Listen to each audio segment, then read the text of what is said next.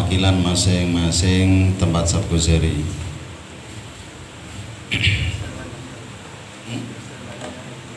Di absen lagi. Banyuwangi Sempu. Banyuwangi Sempu. Sempu. Kerikilan. Madura.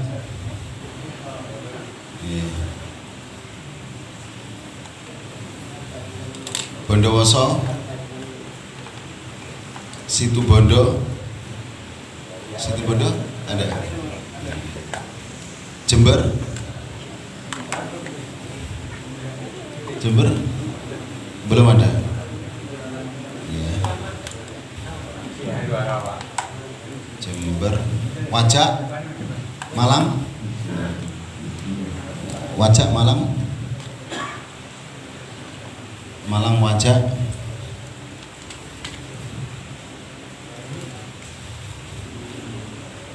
Kemudian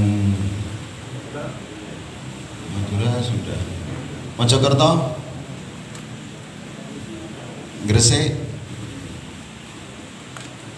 Gresik.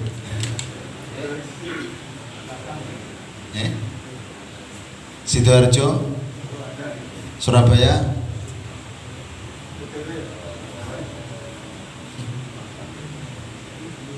Probolinggo. Terus Blitar.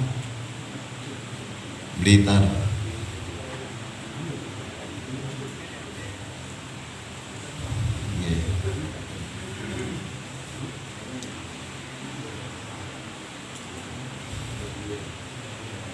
Nahmaduhu wa nusalli wa nusallimu ala rasulihil karim, amma ba'da. Jamaah sekalian yang dimuliakan oleh Allah Subhanahu wa taala. Puncak dari usaha dakwah ini adalah doa. Manden-mandenan dungo. Pol-polane dakwah itu yaitu mengandalkan doa.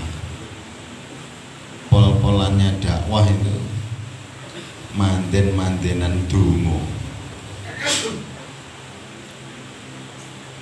Nabi Musa alaihissalam diperintah oleh Allah untuk berdakwah kepada Fir'aun laknatullah alaih. Maka ketika Nabi Musa itu berdakwah itu penuh dengan rintangan, penuh dengan cacian, penuh dengan perasaan. Nabi Musa itu dibesarkan di pangkuannya Fir'aun. Terus kemudian Nabi Musa mendapatkan perintah dakwah kepada Fir'aun. Cara sakniki niku mutakalim ke rumahnya mertua atau mutakalim kepada bekas majikannya. Bagaimana? Nah, Nabi Musa itu ya gambarannya kayak begitu.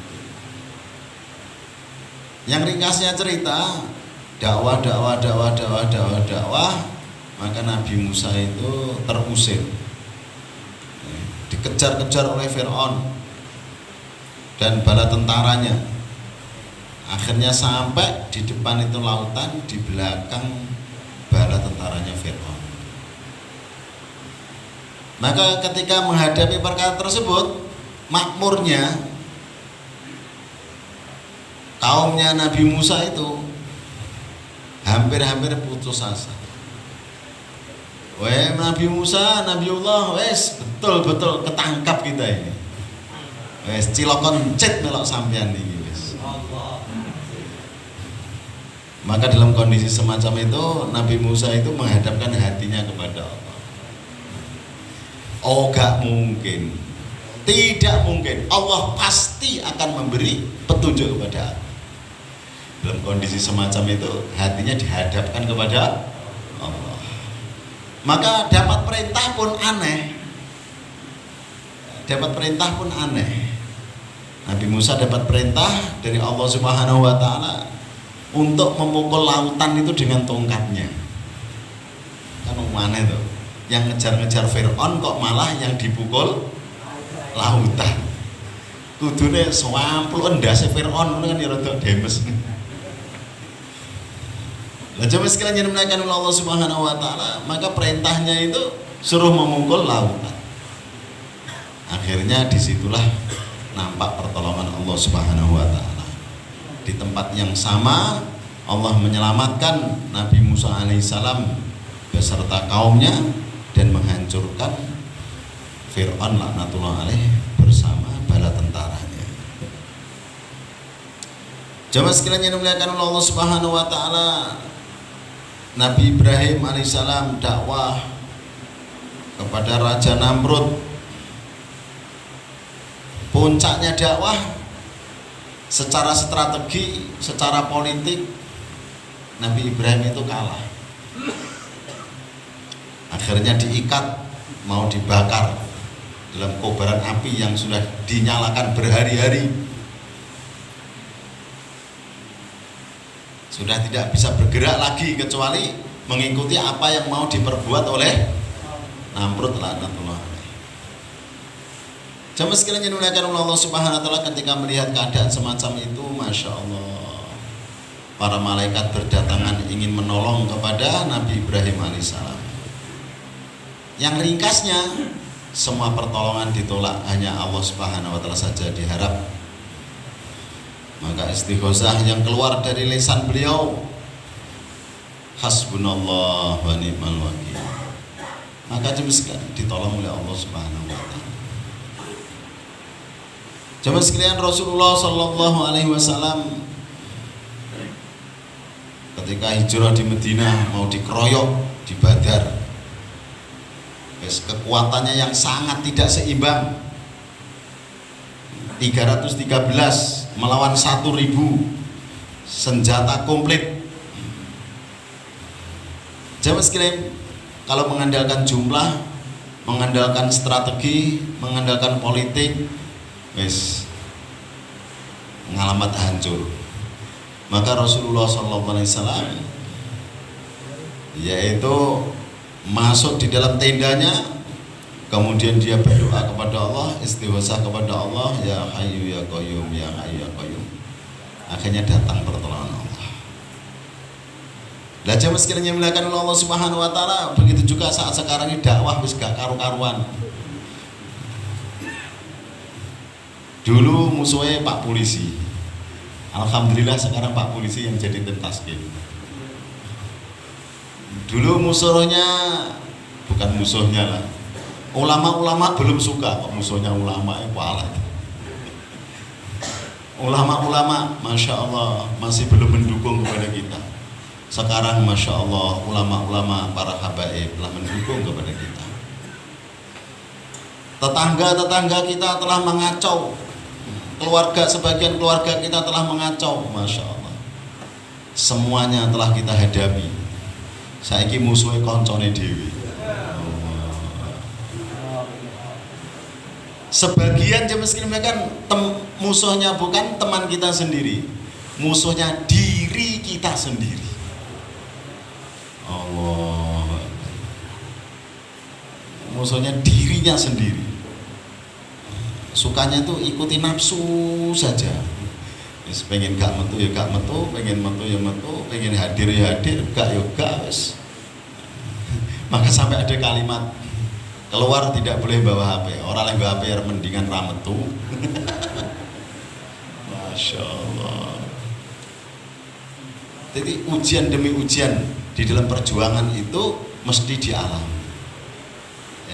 Ini namanya perjuangan. Itu mulai zamannya para nabi, para rasul, zamannya para sahabat, zamannya orang-orang soleh, para wali.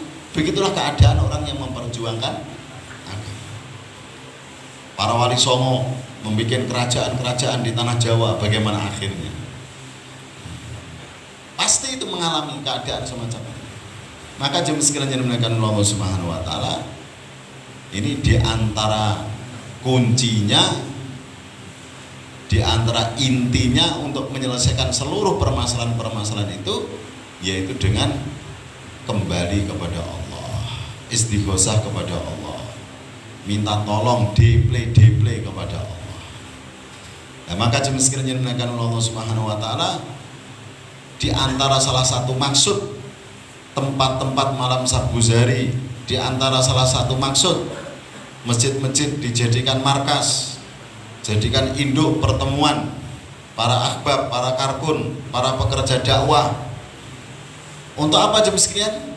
Membuat orang-orang ahlul kurban, orang-orang ahlul ikhlas, orang-orang sing gelem mikir agama ngumpul doa bareng-bareng supaya diselamatkan dari segala musibah, diselamatkan dari segala fitnah, sehingga masih istiqomah di dalam memperjuangkan agama.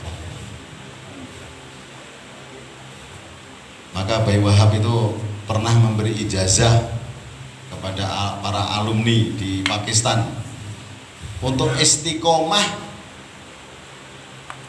zikir pagi petang. Kata Bayi Wahab, ijazah yang diberikan kepada para alumni pada waktu itu, barang siapa yang istiqomah membaca doa zikir pagi petang, maka akan diistiqomahkan di dalam usaha-usaha kebaikan. Wis mbuh dadi kaya apa fitnah, kaya apa musibah, maka orang yang istiqomah zikir pagi petang itu insya Allah akan diistiqomahkan juga di dalam usaha dakwah, di dalam usaha kebaikan.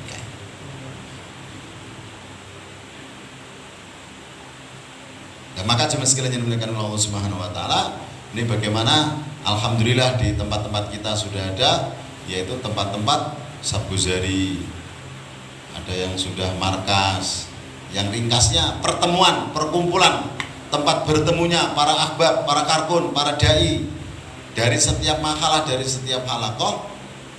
Maka di tempat-tempat itulah jemaah sekalian kita ini berdoa kepada Allah, istighosah kepada Allah, mengharap kepada Allah supaya Allah Subhanahu wa taala itu mengistiqomahkan kita ini di dalam kerja-kerja kebaikan ini. Nah, maka jemaah sekalian yang dimuliakan, kita akan sedikit karguzari dari daerah-daerah itu untuk mengontrol, mengendalikan, memfungsikan, dan mudah-mudahan jadi tambah semangat adanya karguzari tadi. Insyaallah ya.